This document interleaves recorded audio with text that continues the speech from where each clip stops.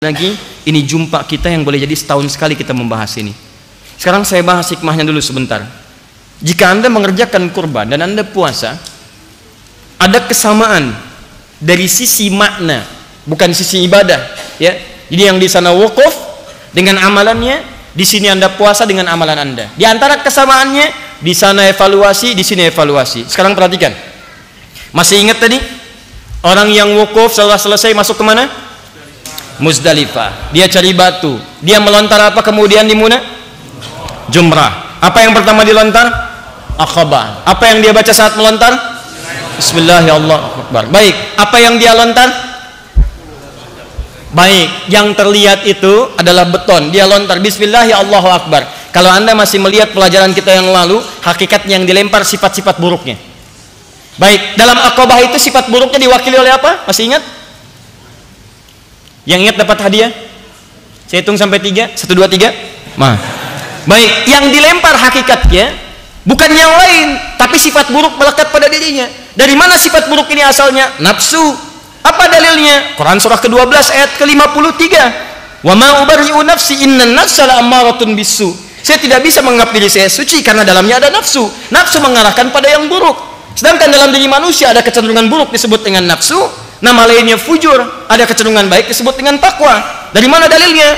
Ya, Quran surat Asy-Syams. Ya, ayat keberapa? Ayat ke-7 sampai dengan 10. Wa nafsi wa ma sawwaha fa alhamaha fujuraha wa taqwa. Nama lain fujur disebut dengan nafsu, disebutkan 115 kali dalam Al-Qur'an. Nama lainnya kemudian lawannya disebut dengan takwa, disebut 115 kali dalam Quran. Takwa didorong oleh malaikat, disebut 88 kali di Quran. Nafsu didorong oleh setan, disebut 88 kali dalam Al-Qur'an. Dari mana taunya setan mendorong nafsu? Di Quran surah keempat An-Nisa, dari ayat 117 sampai dengan ayat 119-nya. Ya, awas saya akan mengambil dari mereka, ya Allah izinkan nasiban mafruḍa, bagian tertentu yang akan saya goda. Fala udhillannahum wa la umanniyannahum, saya akan sesatkan dengan memberikan waswas pada tempat ini, dan saya berikan dia senang berangan-angan, berhayal. Hayal. Kalau saya sekarang berada di Arafah, ya Allah saya akan bermohon. Haji aja belum, tanggal 9 aja belum, dia sudah membayangkan di Arafah, berhayal. Sehingga lupa ketika dia berhayal, waktu maghrib lewat, habis, dan seterusnya. Itu bagian yang diambil.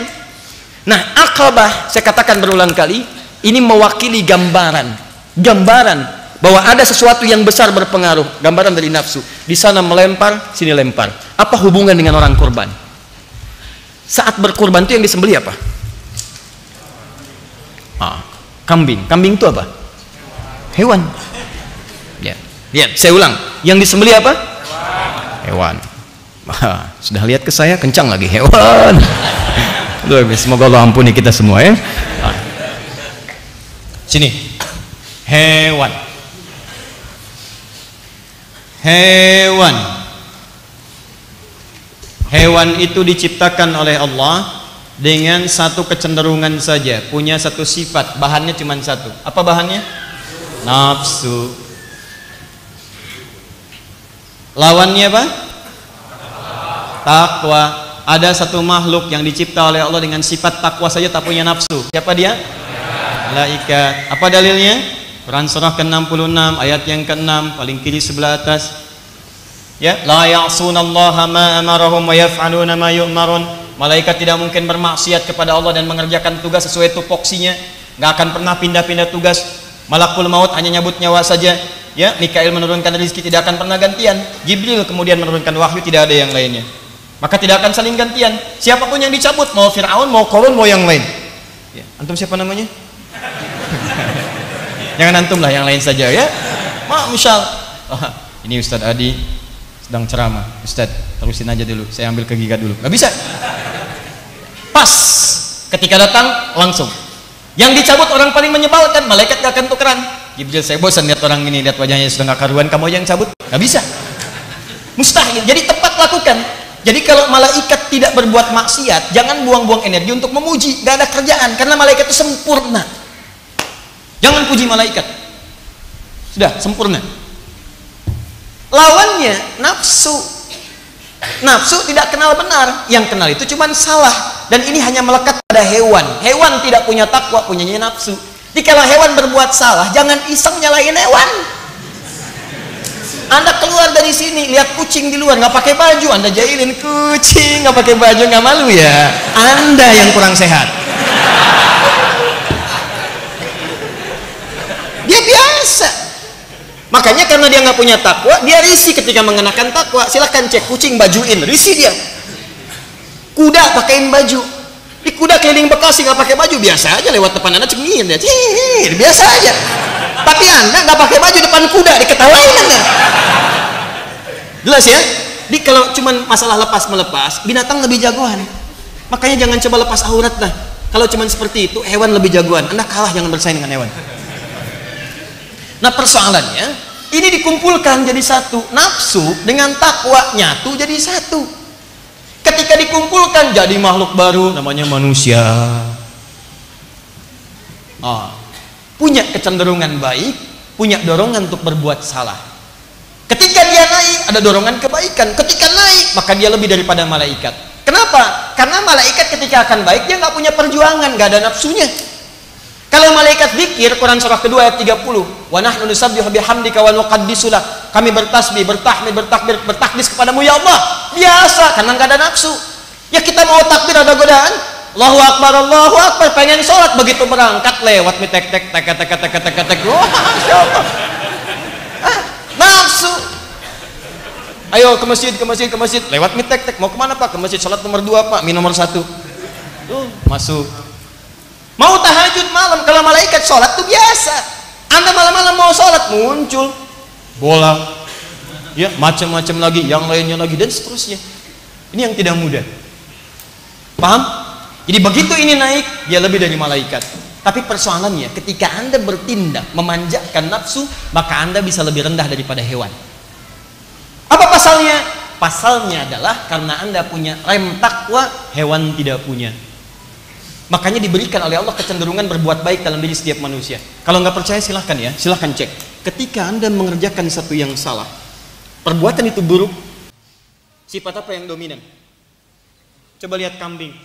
Kenapa kambing kemudian yang dipotong? Ada beberapa ulama yang spesifik menerangkan dengan detail. Kenapa bukan ayam? Kenapa bukan ini? Kenapa bukan itu? Kenapa hewan-hewan ini? Nanti dalam kajian spesifik ada makna-maknanya. Tapi yang ingin saya tekankan secara langsung adalah kita simpan dulu makna ini, kita fokus pada satu bahasan yang paling inti.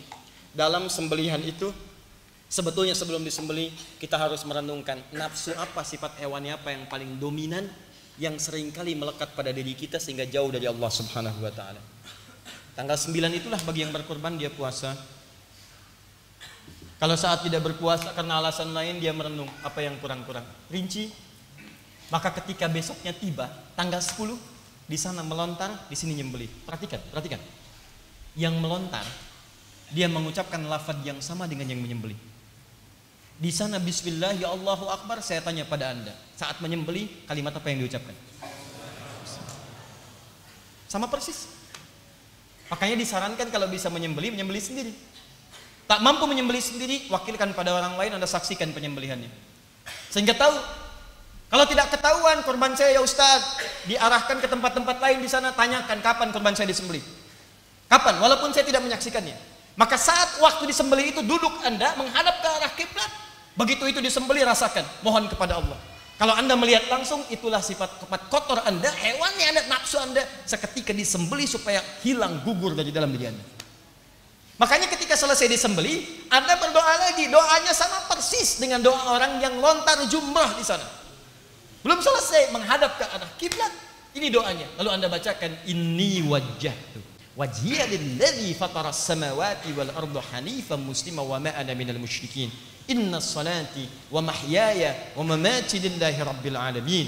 La syarika lahu wa bidzalika umirtu wa ana minal muslimin atau wa ana awwalul muslimin. Di begitu selesai menyembelih, Anda menghadap kiblat. Ini doa jarang dibaca nih. Kebanyakan orang sembelih silahkan, sembelihan berikutnya, fulan bin fulan, bismillah Allahu Akbar, sudah yang berikutnya.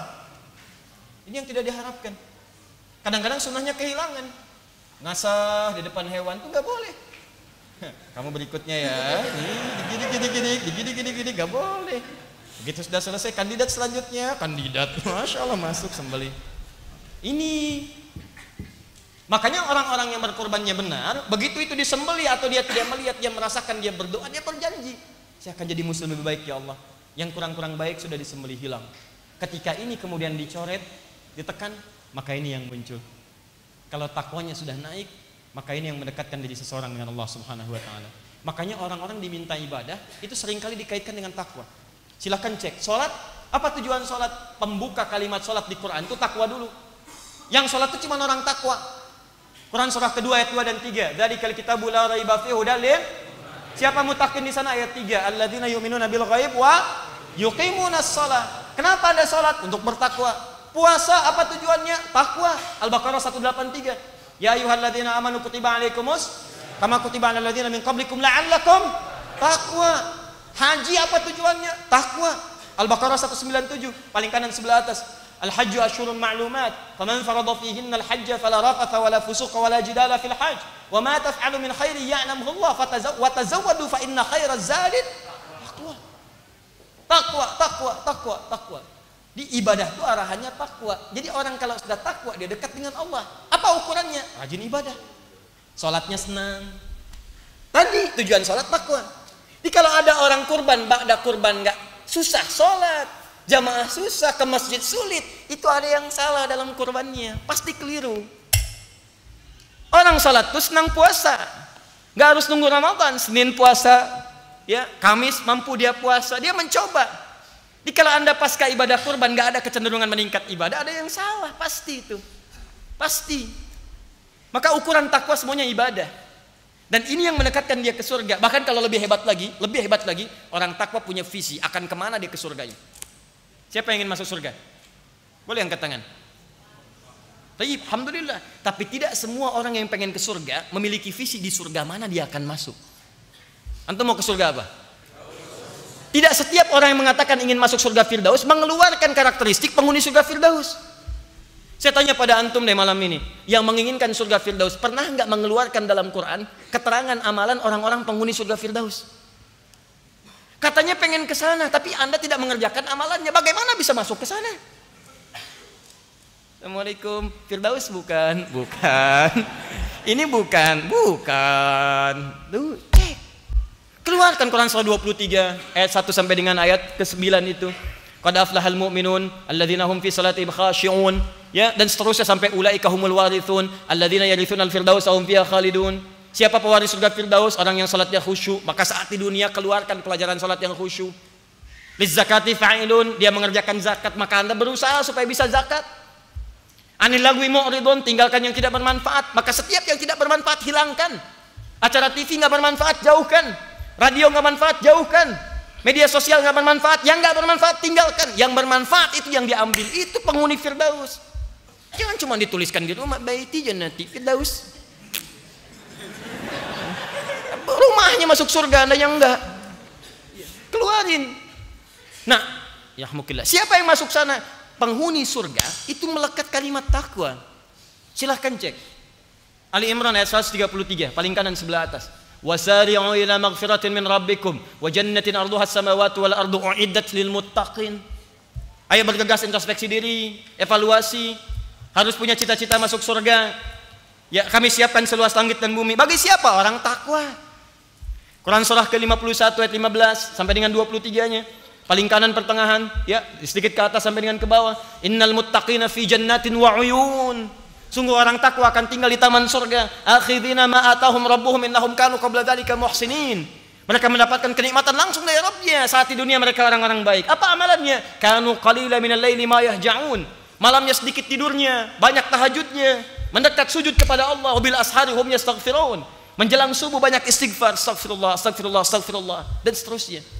Anda mesti punya visi. Makanya disebutkan di Quran surah ke-59 itu, ya. Nah, turunan-turunan dari ayat 18 ya disebutkan jelas. Ya ayyuhalladzina amanu taqullaha wal tanzur nafsum ma qaddamat lighad. Hei orang-orang beriman, tingkatkan takwa kepada Allah. Siapa ciri orang meningkatkan takwa itu? Adalah orang-orang yang punya visi sampai ghad, sampai ke surganya. Cara berpikirnya begini, kalau cuma urusan dunia, aduh, kecil. Jangan bersaing dengan orang-orang yang belum beriman. Cuman dunia. Antum tuh makhluk surga, bapak kita tuh di surga. Dan kita akan kembali ke surga. Makanya harus punya visi balik ke surga. Kalau cuma dunia, jangankan orang beriman, yang belum beriman pun dia mampu mengejar dunia. bahkan melebihi Anda mungkin. Kan itu visi kita mesti rubah dari sekarang. Saya pengen penghuni surga, mulai bikin sekarang. Ini, saya harus lebih dekat dengan Allah. Surga saya ini, pulang ke rumah, bicara dengan istri Anda, dengan anak-anak. Mulai malam ini kita mesti ke surga. Sekarang Pak, kata anak-anak, nanti. Tidak. Ada anak kita kadang 5 tahun, 6 tahun belum paham tuh kan. Kita siapkan dari sekarang. Bikin, keluarkan amalannya. Papa, surga yang mana ya? Ah mah, jangan muluk-muluk, yang penting ke surga. Jangan Pak. Cari amalan yang paling tinggi, Firdaus. Emang nyampe mah? Kalau nggak nyampe, nyangkutnya jelas Pak. Mungkin di sini. Tapi kalau Papa yang penting ke surga, kalau nyampe di mana kita nyangkut? Ya, kalau kami ke surga Papa enggak sih nggak ada masalah. Tapi masalahnya kita harus sama-sama. Misalkan, nah itu kan kalimat kadang harus sesuatu yang nyaman gitu. Tenang, enak. Kalau para sahabat tuh orang-orang soleh dulu candanya begitu, tidak ada canda yang menyakiti. Walaupun kadang kalimatnya nyelekit, tapi bahasanya enak. Kan saya pernah sampaikan di sini. Ya, ini kisah nyata. Ada seorang laki-laki wajahnya biasa-biasa saja. Ya, dengan saya juga lebih tampan dude gitu kan. Baik, tapi istrinya itu cantik luar biasa. Cantik. Yang itu biasa-biasa. Satu kali istrinya dandan indah, elok, enggak dandannya udah cantik. Dandan cantik luar biasa. Suaminya melihat, Masya Allah, itu mata tak berkedip, wajah tak berpaling. Begini aja. Masya Allah. Maaf yang belum menikah ya. Kata istrinya, Zauji, Mabik, sayang kamu kenapa? Kata suaminya, aku bersyukur pada Allah dianugerahi istri secantik dirimu. Masya Allah. Kata istrinya, nahnu fil jannah, sayang kita akan berada di surga. Lihat jawabannya Bu. Kalau jawaban istri seperti ini, indah kehidupan rumah tangga. Kita berdua di surga. Suaminya penasaran, kok bisa? Kata istrinya, kamu bersyukur mendapati aku sebagai pasanganmu dan aku bersabar mendapati engkau sebagai suami. Bukankah orang yang syukur dan sabar di surga? Memang kalimatnya nyelekit tapi enak kedengarannya gitu. Mau marah susah, emang kenyataannya begitu. Tapi amalannya juga malam masuk gitu kan. Daripada canda tapi nggak ada isinya. Sayang mau kemana? Mau ke hatimu. Tapi nggak ada amalannya, susah. Susah. Jangan itu yang dicatat, kita bahas yang lain aja ya. Sudah. Kadang-kadang dunia. Jelas ya? Ini bahasan yang terakhir nih. Ya bersabar sebentar ya. Sabar. Semua kesabaran menghasilkan kebaikan. Ya. U16 bermain dengan sabar menang kan? Timor Leste 3-0, yang lain macam-macam. Pingpong Anda sabar menang, gitu kan? Futsal Anda sabar menang. Sabar. Sabar itu dekat dengan Allah. Innallaha ma'as sabirin. Ya, sabar itu panggilan pertama bagi ahli surga. Assalamualaikum bimas sabartum. Sekarang kalau Anda mau kurban, apa persiapan utamanya? Ini persiapan penting ketika Anda lakukan. Tadi saya katakan, bukan hanya dekat dengan Allah. Setiap jengkal dari ujung kepala sampai ujung kaki, maka Allah akan mengampuni walaupun itu selai rambut Anda. Khusus bagi yang kurban ini, ataupun yang tidak berkurban, yang melakukan amalannya dengan penuh kesungguhan. Tapi saya sebutkan dulu yang spesifik. Amalan pertama, khusus bagi yang akan berkurban dulu ya. Terdapat di Sahih Muslim, nomor hadis 1977. Sudah? Halaman 152 sampai 153, jilid yang ke-7. Saya bawa kitabnya. Sekali lagi, karena kadang-kadang kalau kita nggak bawa kitab, ada sebagian orang mengatakan ini nggak ada landasan dia. Jadi kita tunjukkan kitabnya, kita bawa supaya kita bisa baca langsung. Perhatikan sini. Saya langsung ke hadis yang rawi yang paling akhir saja. Hadatsana qala sami'a Sa'id bin al-Musayyib.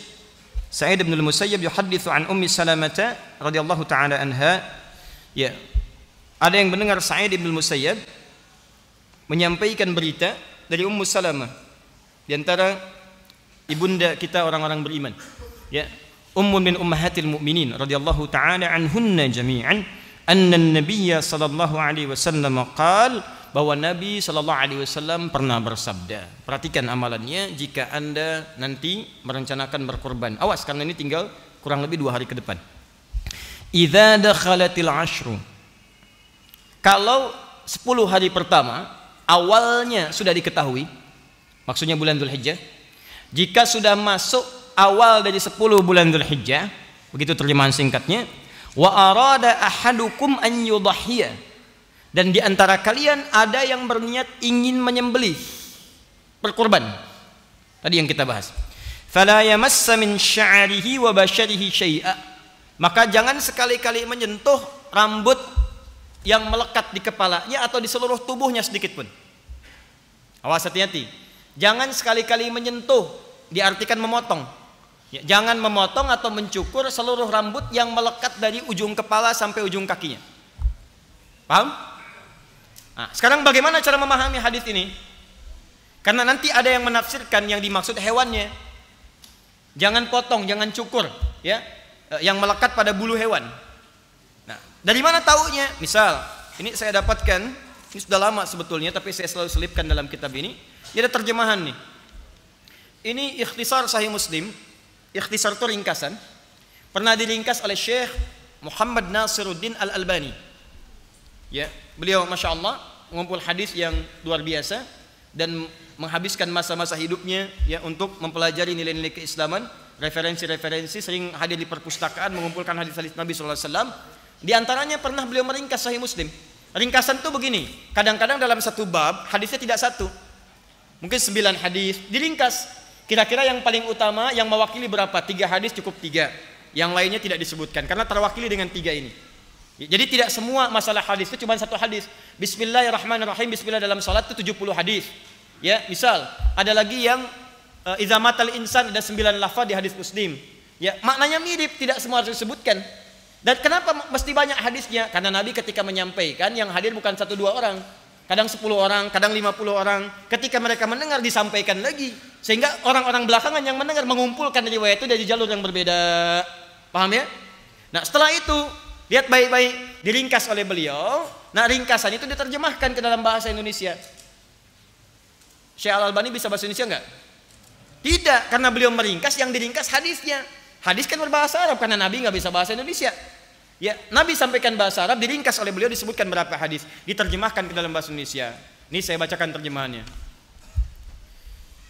Apabila 10 hari pertama telah tiba dan seorang di antara kalian bermaksud hendak berkorban, maka janganlah dia mengambil bulu dan kuku binatang korbannya. Bulu dan kuku binatang korbannya. Saya bacakan hadisnya.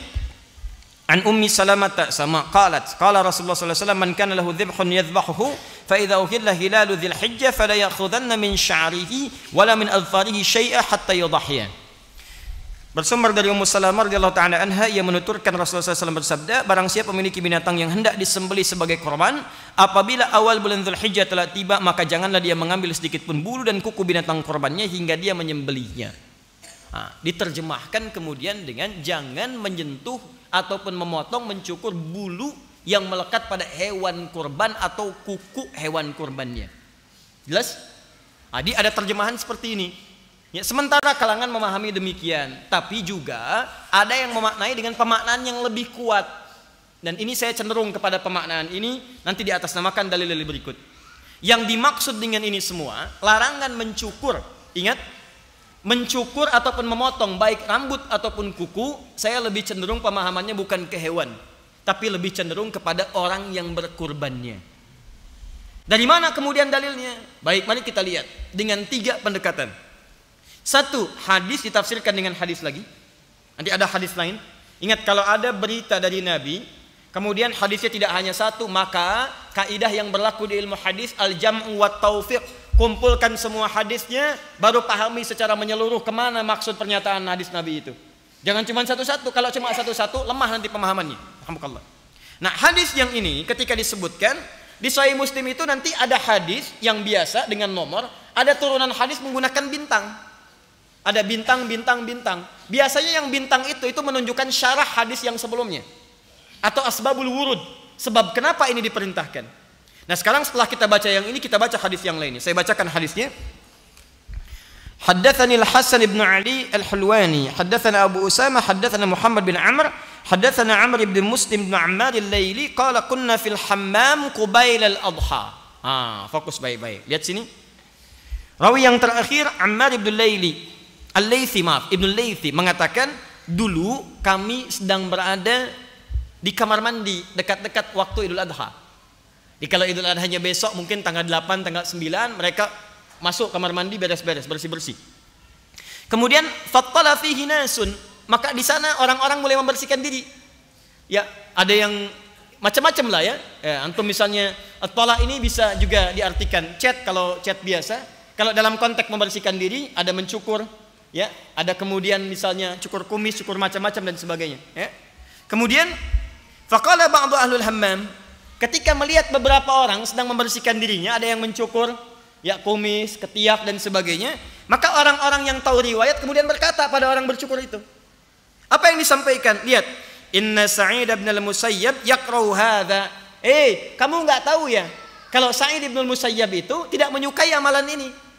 Maksudnya ini kan besok kita mau adha. Anda kan sedang menyembelih, Anda nyukur rambut yang melekat pada tubuh. Nah, menurut Sa'id bin al-Musayyab yang tahu hadis tadi, yang meriwayatkan hadis tadi, amalan ini tidak disukai oleh Nabi sallallahu alaihi wasallam. Ya, kalaulah yang dimaksudkan larangan cukur ataupun potong kuku itu melekat pada hewan, tentulah orang-orang ini tidak akan dilarang untuk mencukur rambut yang melekat pada tubuhnya pada saat itu. Teruskan hadisnya. Au yanha anhu, atau yang dimaksud tidak disukai ini melarang, jangan potong, jangan cukur, jangan potong kuku, jangan cukur rambut. Jangan lakukan itu. Kalau bahasa kita demikian. Kenapa? Falaqitu Sa'id bin al-Musayyab fadzakartu dzalika lahu. Ketika terjadi demikian, karena orang-orang ini belum tahu hukum, saya pun mengadukan persoalan ini kepada Sa'id bin al-Musayyab yang meriwayatkan hadis tadi. Apa kata Sa'id bin al-Musayyab? Faqala, maka beliau mengatakan, ya ibna akhi, hadza haditsun qad nusiya wa turika akhil karim. Mereka mengamalkan sesuatu lupa dengan hadis Nabi. Ada hadis Nabi mengatakan jangan potong, jangan cukur. Hadis ini sudah banyak dilupakan dan ditinggalkan isinya. Jadi ada amalan bagi orang yang tengah akan menunaikan kurban, jika sudah akan berkurban tanggal 1 sampai dengan 9 atau sebelum hewannya dipotong, jangan cukur, jangan potong rambut, semua rambut yang melekat pada tubuh. Plus jangan potong kuku sampai hewannya disembelih. Paham? Kalaulah yang dimaksudkan hewannya, tentu Sa'id bin Musayyab tidak akan mengatakan itu, dan beliaulah yang meriwayatkan hadis ini. Paham? Satu. Dalil pertama. Yang kedua, perhatikan sini. Ini disebut bashar. Bashar ini jelas menunjuk pada kulit manusia.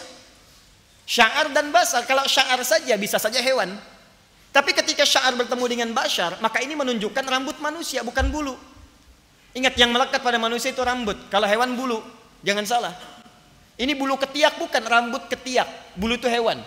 Bulu ayam, bulu angsa, ya, bulu kambing, bukan rambut kambing. Kalau antum menyebut kambing itu rambut, tidak ada beda dengan antum. Paham ya? Ya, jadi hewan itu bulu, ya. Kalau manusia apa?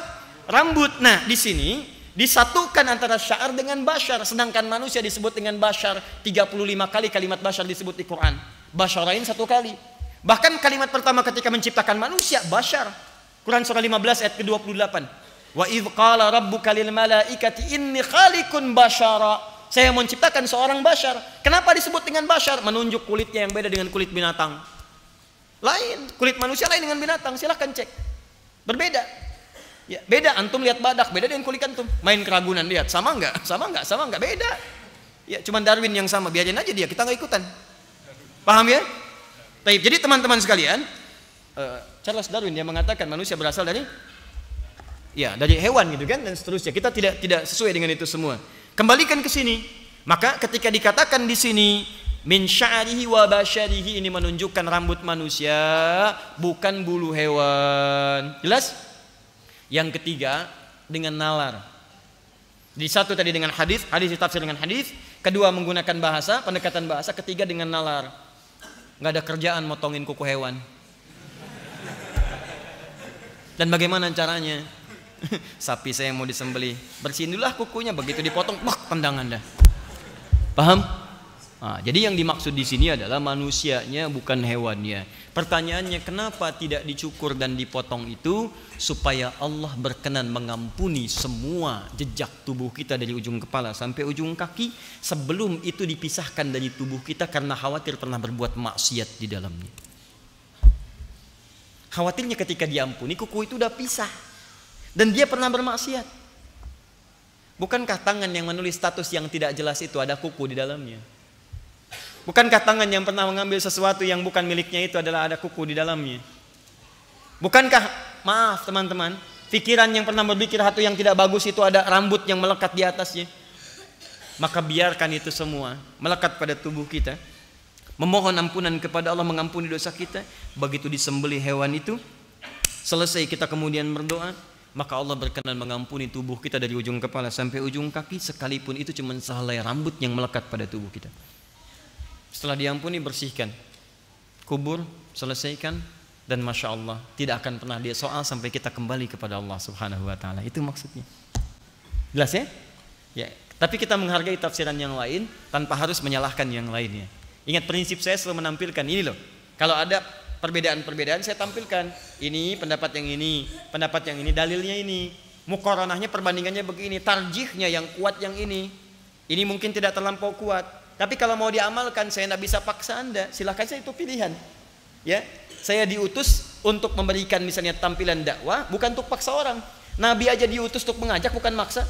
Ya, fadzakir innama anta mudzakir lasta 'alaihim bimusaitir. Muhammad ingatkan, tugas kamu mengingatkan, bukan maksa orang. Muhammad SAW makhluk paling mulia, Rasul, Nabi, orang mulia, ya, dekat dengan Allah, orang paling takwa. Kata Allah, tugas kamu bukan paksa orang, kamu mengingatkan, ajak orang. Adi Hidayat, Nabi bukan, Rasul bukan, maksum tidak. Kedekatan kepada Allah jauh dibandingkan Nabi Muhammad SAW. Kemudian Adi Hidayat ingin paksa orang. Adi Hidayat siapa? Ya, siapa? Nabi bukan, Rasul bukan, cawapres juga bukan. Susah. Ada aja. Jelas ya? Sudah lah. Tidak. Jelas? Itulah ya apa yang kita bahas, dan saya mau baca ini barangkali cuma 5 menit. Setelah itu kita selesai dan saya sampaikan beberapa pengumuman. Tahan sebentar. Hadisnya sudah saya sampaikan. Sekarang saya baca cepat ya. Persiapan sebelum Idul Adha ya, bagi semuanya. Saya baca sambil terangkan sedikit atau dibaca saja? Baik, sambil terangkan sedikit ya, sedikit saja. Baik.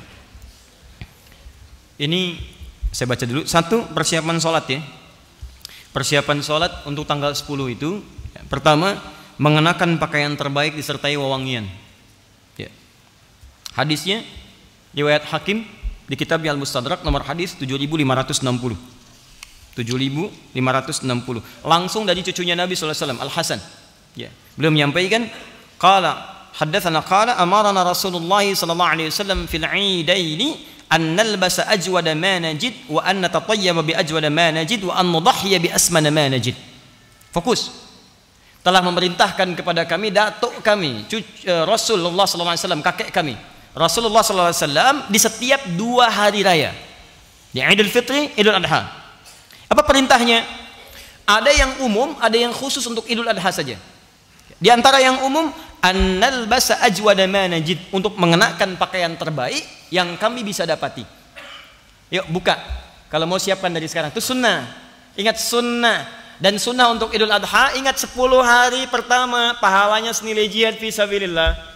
Antum pakai pakaian bagus Idul Fitri ada pahala. Tapi ketika Idul Adha masuk kategori hadis tadi. Bukan cuma dapat pahala biasa, bisa senilai jihad tuh. Cari pakaian terbaik. Kalau bisa ikhtiar dari hari ini. Bismillah. Ya, tidak harus mahal, yang paling halal. Yang paling halal. Cari yang terbaik, yang paling halal. Bismillah, dapati itu. Kenakan. Wa anna tatayyaba bi ajwada ma najid. Kenakan wewangian, parfum untuk laki-laki. Sunnah. Kalau ingin bertambah lebih, saat mau sholat bawa lagi parfumnya. Di Timur Tengah itu biasa. Ya, sampaikan. Dan niat ikhlas dibagi. Ya, sampaikan, pakai, tebarkan lagi, pakai. Setahun sekali pahalanya tinggi. Kemudian, nah ini dia, wa an nudahhiya bi asmana ma najid. Dan Rasulullah SAW memerintahkan pada kami untuk menyembelih berkorban dengan yang terbaik yang mampu kami dapatkan. Caranya begini, ya. Anda punya anggaran berapa? Misal, saya punya anggaran 3 juta. Dari yang 3 juta itu cari yang paling bagus hewan kurbannya. Nanti ada ikhtilaf dari kalangan ulama. Ada yang mengatakan domba, ada yang mengatakan sapi, macam-macam. Yang poin yang paling penting dari yang banyak manfaatnya, ya ada kadang daging manfaatnya. Bagi sementara orang ini nggak makan daging kambing, makannya sapi, ya daging sapi. Maka Anda ikut kepada bagian dari daging sapi. Ada dia makan daging kambing, makan daging sapi misalnya, Anda bisa berkorban, ini lebih bagus yang ini, maka itu yang dimaksimalkan. Dari anggaran yang Anda miliki, berikan yang terbaik di situ. Paham ya? Ya dari sekarang biasanya sudah disampaikan. Ya, di Alexan itu sudah ada flyernya, yang lain sudah ada flyernya. Berapa kira-kira bagian sapi sekian? Ya, bagian kambing sekian. Ya. Untuk makan kambing apa sapi? Hah? Makan kambing apa sapi? Sapi, masya Allah, luar biasa. Kita makan daging sapi, dia makan sapi ya? Makanya saya katakan luar biasa. Buat ya, haram hukumnya ya. Beli dulu, masak dulu, lalu dimakan ya. Kalau sudah disembelih apa hukumnya? Belum tentu. Sembelih dengan membaca bismillah ya Allahu akbar ya, baru kemudian jadi. Belum tentu. Kalau yang disembelih kambing orang ya. Sudah. 2. Sunnah kedua, hadis riwayat Ahmad, nomor hadis 22.984 di Musnad Ahmad. Sunnah yang kedua, tidak makan terlebih dahulu. Ingat, setelah sholat subuh, kalau Idul Fitri itu sunnahnya makan dulu, untuk menunjukkan bahwa subuh ini beda dengan subuh yang kemarin saat masih puasa. Sekarang harus buka, makanya haram hukumnya puasa. Jelas ya? Untuk Idul Adha, sunnahnya jangan dulu makan. Jelas ya? Sunnahnya jangan dulu makan. Kapan makannya dilakukan? Kita baca hadisnya.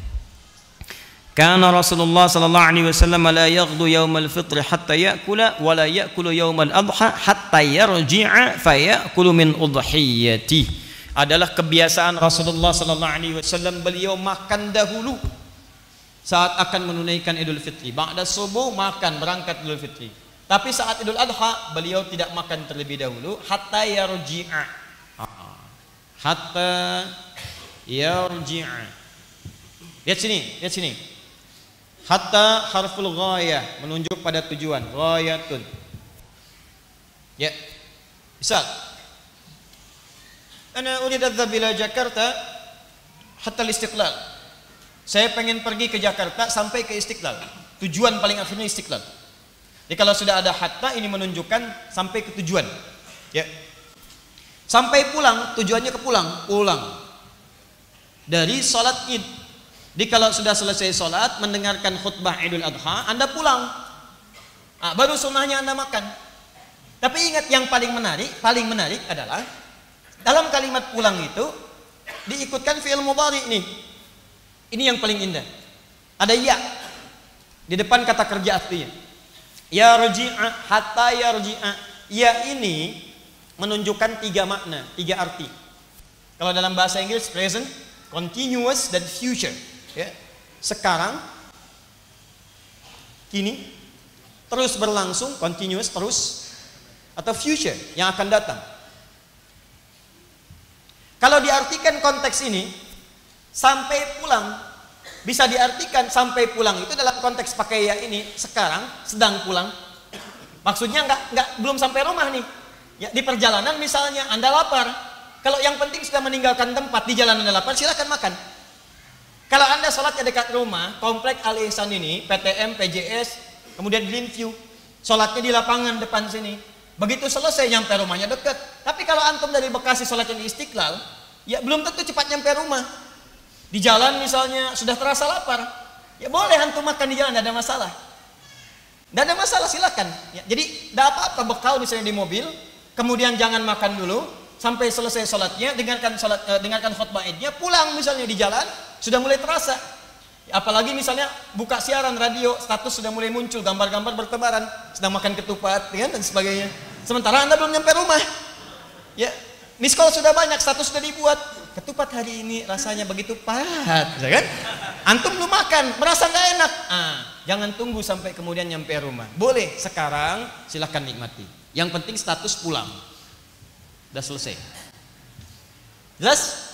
Di jalan boleh bekal. Ya, awas jangan dilarang. Anak-anak Anda mungkin ikut ke Istiqlal. Usia 6 tahun, 7 tahun.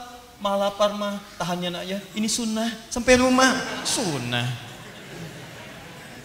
Sunnahnya boleh makan. Atau misalnya terus berlangsung. Mau dekat ke rumah, lapar banget gak bisa tahan, boleh. Atau sampai di tujuan, sampai di rumah, silahkan makan. Tidak ada masalah. Mana ambil yang paling mudah. Ya, adapun sunnah Nabi kalau bisa dilakukan, ya, hatta yarji'a fayakulu min udhiyatihi, sampai pulang ke tempat tujuan, kemudian yang pertama beliau makan adalah hasil sembelihannya. Hasil sembelihan. Jadi kalau mau makan yang lebih sunnah lagi, pertama kali dicicipi adalah daging hewan kurban yang telah kemudian disembelih dan telah dimasak terlebih dahulu. Ya. Awas jangan salah mengartikan. Anda baca terjemahan, oh Nabi makan adalah hasil sembelihannya. Masya Allah, sunnah Nabi sembelih.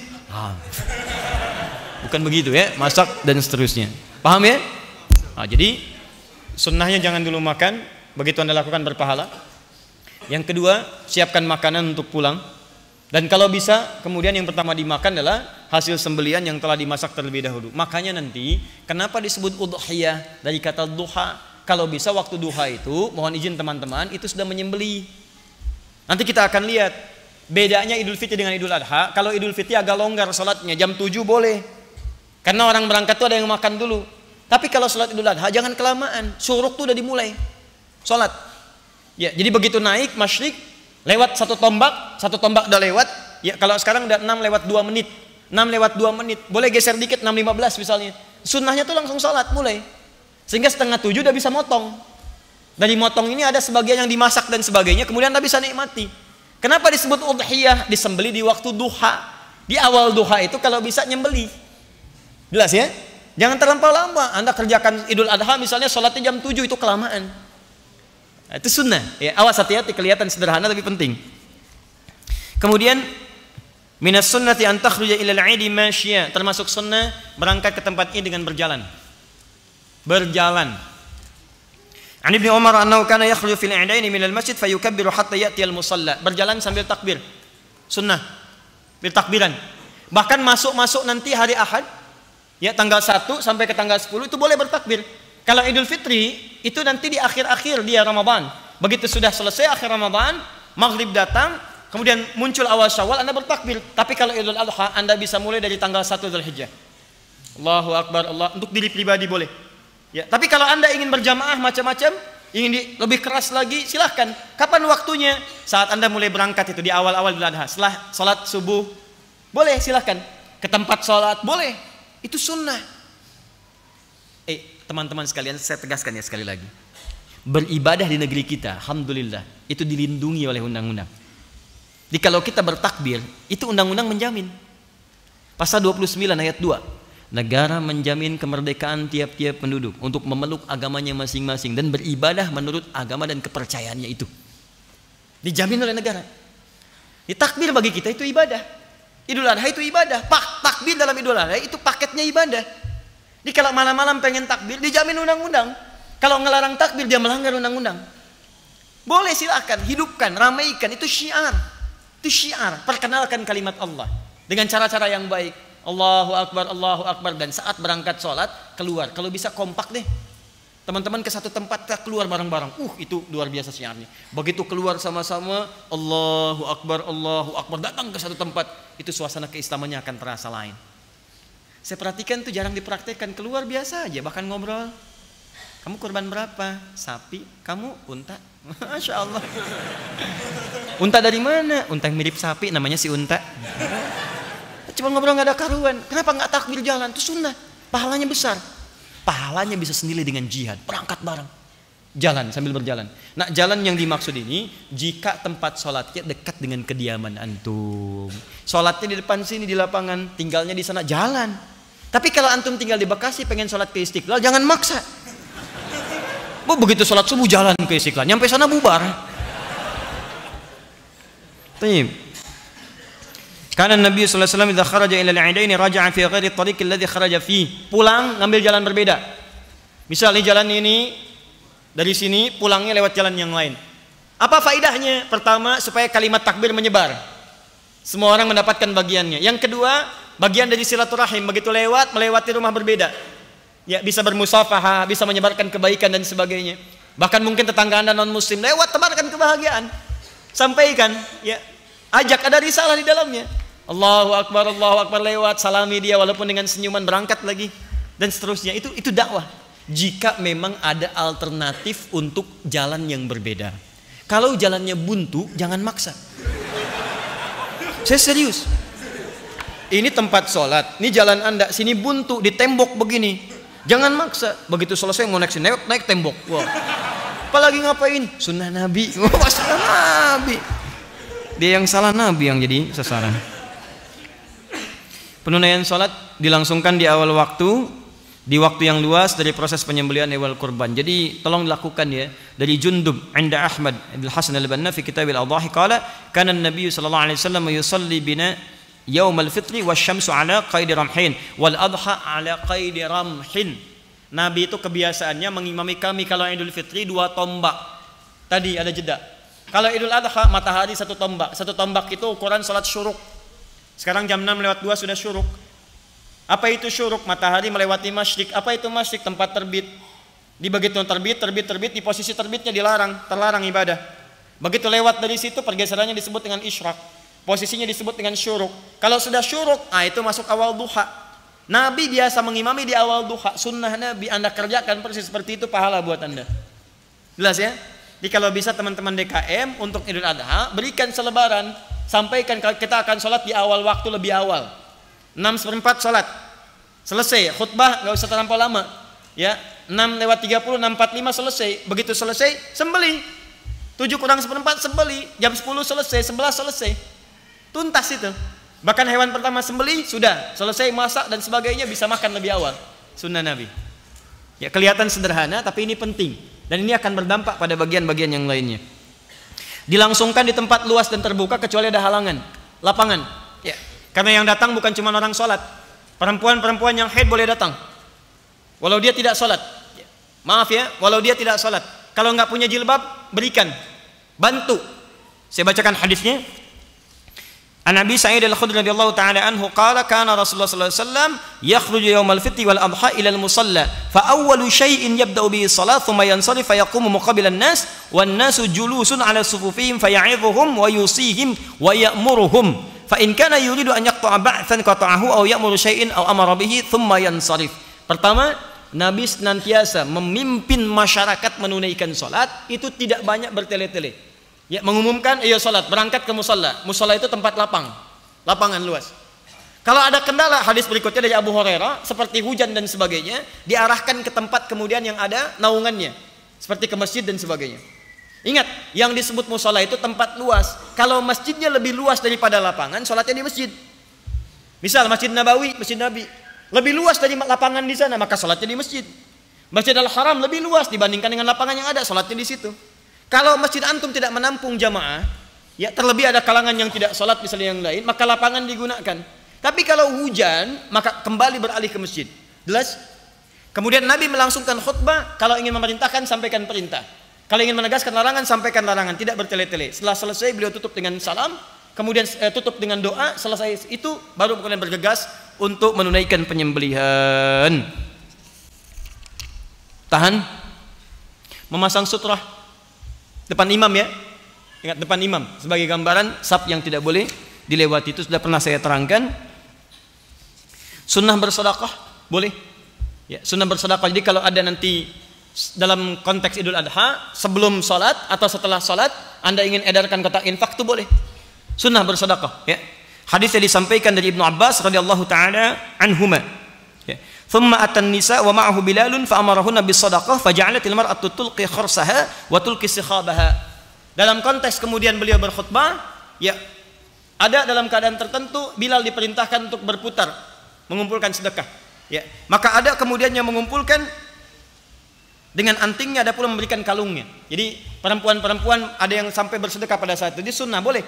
Di dalilnya kalau ada yang bertanya kenapa ada yang sebelum sholat lewat pakai kantong, ada yang pakai kotak ya, jalan begini, itu bukan mobil-mobilan tuh ya, jalan geser-geser, bukan begitu. Itu sunnah ya. Jadi dari sekarang siapkan, boleh Anda kemudian isi. Saya agak cepat di bagian yang terakhir. Maaf, penunaian salat Idul Adha tidak diawali dengan adzan maupun iqamah. Jangan terlampau soleh ya. Jadi nanti pas bangun salat nggak usah adzan, nggak usah qomat. Termasuk kalau salatnya ditunaikan di lapangan, itu tidak ada tahiyat lapangan. Ingat, tidak ada tahiyat lapangan, yang ada tahiyatul masjid. Ya, kalau di masjid silakan tahiyatul masjid, tapi kalau di lapangan tidak perlu tahiyat lapangan. Ya, jelas ya? Jadi duduk saja, datang langsung duduk. Jelas? Kalau ada kotak langsung isi untuk sedekah. Tayyib. menunaikan salat sebanyak 2 rakaat selanjutnya sudah dipahami dengan baik. Dan pada akhirnya saya ingin sampaikan, insyaallah semua materi yang disampaikan termasuk hikmahnya, apa kesan Idul Adha itu. Maaf, terakhir saya ingin tutup sebelum kita berpisah dalam ta'lim malam hari ini. Ingat baik-baik, setiap datang Idul Adha tidak hanya terkait dengan evaluasi diri, kemudian juga dengan ibadah kurban, tapi ada perbaikan evaluasi keluarga. Pesan saya, tolong Anda cermati kembali tentang perjalanan kisah Nabi Ibrahim dengan keluarganya. Saya tuangkan itu dalam buku kami, ini pernah kami bagikan. Mohon izin kami waktunya sangat mepet jadi tidak sempat mencetak kembali. Di sini kami pernah terangkan hukumnya terkait dengan kurban, hewan apa yang dipilih, apakah boleh kurban arisan atau tidak, kalau kurban menyatu dengan akikah mana yang didahulukan dan sebagainya. Kami terangkan di sini termasuk hikmah dari Idul Adha dan keluarga besar Nabi Ibrahim. Bagi yang tidak mendapati ini, Anda tinggal buka Akhir TV, lihat tayangan di tahun yang lalu. Kami pernah sampaikan termasuk dalam khutbah Idul Adha di kesempatan-kesempatan yang lalu. Kami pernah terangkan, semoga Allah memuliakan Anda semua dan semoga membimbing kita semua untuk bisa mendapati yang terbaik apa yang kita bisa lakukan di tahun ini. Kami ingin memberikan pengumuman singkat bahwa yang pertama, mohon doa, insyaallah kami akan berangkat dengan teman-teman yang lain di hari Sabtu, ya, lusa ke Tanah Suci, mulai ke Madinah kemudian langsung ke Mekah, dan kita akan menaikkan ibadah haji. Dan insya Allah kami juga mengajak teman-teman yang sudah di sana ataupun yang akan berangkat, kita akan sama-sama saling mendoakan. Kami akan mendoakan Anda semua di sana dengan izin Allah Subhanahu wa taala segala yang terbaik, dan kami mohon Anda pula doakan semua jemaah haji baik dari Indonesia ataupun tempat yang lain diikhlaskan oleh Allah, dikuatkan ibadahnya dan diterima semua amal ibadahnya insyaallah. Kemudian sekali lagi saya tekankan pada Anda semua, kita akan bersinergi, ya, bersama-sama beramal dengan baik, terkhusus bagi saudara-saudari kita yang sekarang tengah diuji oleh Allah dalam musibah di Lombok. Ya, 1 kali gempa belum tersentuh, 2 kali gempa belum tersentuh, sekarang yang ketiga Anda belum tersentuh juga. Anda perlu berapa kali lagi disentuh oleh Allah Subhanahu wa taala? Apa perlu di rumah Anda yang diberikan gempa sampai Anda tersentuh? Ya, karena itu insya Allah nanti sekali lagi mungkin tim yang lain sudah di sana bekerja. Tim kami ada yang sudah di sana juga, ya, teman-teman sudah di sana, terutama yang medis. Kemudian juga nanti insya Allah ada pemetaan. Barangkali kalau Anda ingin bergabung dengan kami, nanti tunggu sehingga lebih tepat lagi bagaimana cara kemudian bisa bersinergi dengan yang lainnya. Ya. Proyek terbesar kami adalah bagaimana setelah ini selesai, selain sekarang ada di sana, kita bisa membangun kembali rumah saudara-saudari kita yang sekarang barangkali ada persoalan di dalamnya. Kemudian yang terakhir, teman-teman sekalian, insya Allah kami telah sampaikan gerakan untuk syiar Quran. Sebetulnya hari ini kami akan ambil momentum untuk memberikan arahan, taujihat pada teman-teman yang telah membentuk komunitas. Hanya barangkali waktunya begitu mepet, saya telah menugaskan kepada tim khusus, ada Pak Taufik, ada Mas Denny di sini dengan teman-teman. Bagi Anda yang telah membuat komunitas dan Anda utusannya hadir pada malam hari ini, segera hubungi Ustadz Taufik atau Mas Denny di sini atau tim dari Akhyar untuk didata. Anda dari mana? Jumlahnya berapa orang, program apa kemudian yang telah Anda pilih, ya. Ingat, karena di pendaftaran di quantumakhir.com itu kan baru umum sifatnya, ya. Nanti Anda sampaikan, itu akan didatakan pada malam hari ini bagi yang datang, bagi yang tidak nanti akan dihubungi lagi. Nanti sepulang kami dari haji, itu akan langsung kami kumpulkan, kami undang untuk bertemu, kami langsung berikan arahan-arahan satu dengan yang lainnya. Ingat, syiar kita Al-Quran dan tidak akan pernah bertabrakan dengan apapun, khususnya bagi umat Islam. Dari ormas manapun, mau NU, Muhammadiyah, dari Al-Irsyad, dari macam-macam. Karena tujuan kita itu ada yang baca Quran, menghafal Quran, ada yang memahami isi Quran. Dia tidak akan bertabrakan dengan amalan-amalan lain sepanjang sesuai dengan amalan Rasulullah SAW. Misal, jangan khawatir, kita nggak akan bahas boleh kunut atau tidak kunut. Kita nggak akan bahas Bismillah jahar atau Bismillah nyesir. Ini gerakan sama-sama membebaskan kita dari jauhnya kita dengan Al-Quran. Baik masalah baca, paham ataupun memahami isinya, atau juga kemudian menghafalkannya. Jelas sampai sini? Baik. Kemudian sebagai pelengkap, bagi yang insya Allah telah diterima untuk di Akademia Imam Malik, ya, kami tunggu kelengkapan berkasnya. Insya Allah bulan September kami akan berangkatkan dan akan menyusul saudara-saudara di sana. Dan mohon doa mudah-mudahan adik-adik kita ini bisa menjadi duta yang baik untuk kembali ke tempatnya masing-masing. Ya, kemudian nanti insya Allah September juga akan ada syekh dari Irak dan dari Sudan. Mereka akan membuka kesempatan beasiswa. Bagi yang kemarin telah daftar dari 800 orang itu akan saya jadikan prioritas. Ya, nanti kami akan panggil lagi kami arahkan kembali, termasuk nanti ada di Ma'hadul Ulum atau di Lipia. Nanti beberapa kami akan rekomendasikan ke sana. Mudah-mudahan Allah berikan yang terbaik untuk teman-teman kita semuanya. Siapa yang datang dari jauh? Riau. Selain Riau? Banjarmasin, Kalimantan. Apa bedanya Kalimantan dengan Banjarmasin? Baik, betul? Ya? Pasuruan, Masya Allah. Betul? Medan, Riau, Kepulauan Riau, Masya Allah. Jambi, Riau, ya? NTB, Masya Allah. Antum? Karawang, jauh sekali antum, Masya Allah. Jauh sekali, luar biasa. Paling jauh ada ya? Ada paling jauh, Masya Allah. Baik, baik. Sini. Maju sini. Baik. Saya punya kopi kok, barangkali ngantuk ya. Baik, Masya Allah. Baik. Siapa namanya? Raja Jiharka Arifah. Raja, Masya Allah. Raja? Raja apa? Jiharka. Raja Jihaka. Apa artinya Jihaka? Apa artinya? Tidak tahu. Oh, belum, nanti tanya ya sama ayah dengan ibu. Ada ayahnya di sini? Enggak, tadi baru pulang. Pulang. Jadi raja ditinggal sendirian. Sama itu. Sama teman. Siapa? Teman. Ada temannya di sini? Ada. Baik. Saudara. Oh, teman. Baiklah ya. Raja berapa tahun? 12 tahun. 12 tahun. Sudah hafal berapa juz? Alhamdulillah 2 juz. Alhamdulillah 2 juz. Baik. 12 tahun 2 juz. 24 tahun hafal berapa juz? Insya Allah selesai ya. Baik. Raja datang dari jauh. Dari mana Raja? Karawang. Karawang. Oh, jauh sekali ya. Baiklah. Insya Allah Raja 2 juz. Mana Mas Denny? Mas Denny. Baik, karena baru 2 juz kita kasih 2 juta ya. Baik, insya Allah. Tapi untuk SPP sekolah, bukan untuk makan ya. Baik. Siap? Sekolah di mana? Pesantren. Pesantren mana? Darul Barkah. Darul Barkah. Anda siapanya Raja? Pengurus pembimbing di Darul Barkah. Sudah masuk pesantren? Oh, rumah tahfidz. Baik. Ada biaya masuk ke situ? Free wifi, gratis wifi. Gratis. Berapa santrinya? Kurang lebih 10. Baik, 10 santri. Baik, Mas tolong Pak Taufik malam ini kasih 10 mushaf. Ya, baik. 10 mushaf yang akhir dengan yang biru ya. Jadi untuk memahami, untuk yang satu lagi untuk membaca. Ya, jadi jumlahnya berapa? 20 ya. Di 110 110. Cukup insyaallah. Mau lebih? Tidak, baik ya. Apalagi yang dibutuhkan? Baik, ya sudah. Tolong dicatat untuk ini 10 mushaf dan kami tambahkan 8 juta untuk operasionalnya ya. 2 juta untuk antum, ini untuk 8 juta. Nih Raja ada kopi kok ya. Baik, silakan. Jazakallahu khair.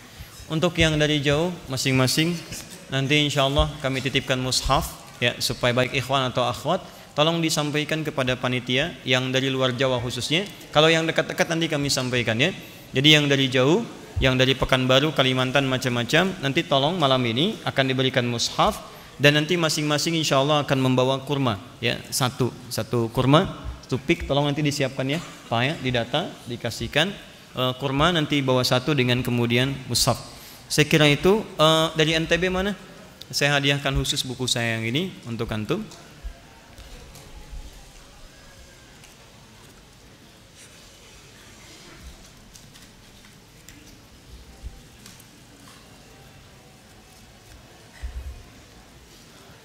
Jazakallah khair. Afwan. Nama siapa? Muhammad Amin. Muhammad Amin. Baik, dari mana NTB-nya? Dari Dompu. Kena gempa juga enggak? Kena gempa. Antum kena? Tidak. Boleh didekatkan mic-nya? Keluarga ada yang kena? Alhamdulillah selamat semua. Selamat semua. Rumah? Ya walaupun retak-retak sedikit lah. Rumah retak-retak sedikit. Insyaallah. Di Dompu ya? Jauh dari Lombok?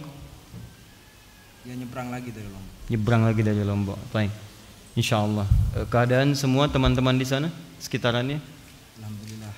Baik, ada korban yang wafat? Kalau di tempat saya alhamdulillah. Ada? Ya, Tidak. Baik, alhamdulillah. Yang lain barangkali ya. Baik, insyaallah nanti sepulang dari haji kita coba ke sana. Saya titipkan ini ya. Ini buku barangkali bisa diajarkan lagi di sana. Ini tinggal satu-satunya yang saya miliki. Saya berikan untuk Muhammad, untuk antum. Nanti pulang antum ya, membawa kurma dan juga nanti mushaf ya. Tolong dititipkan. Semoga nanti insyaallah bermanfaat. Nanti kita ketemu insyaallah kalau saya ke Lombok ya. Bismillah subhanahu wa ta'ala. Tolong dicek tiketnya, saya ganti untuk pulang ya. Jazakallah khair. Silakan kembali ke tempat masing-masing. Silakan, boleh.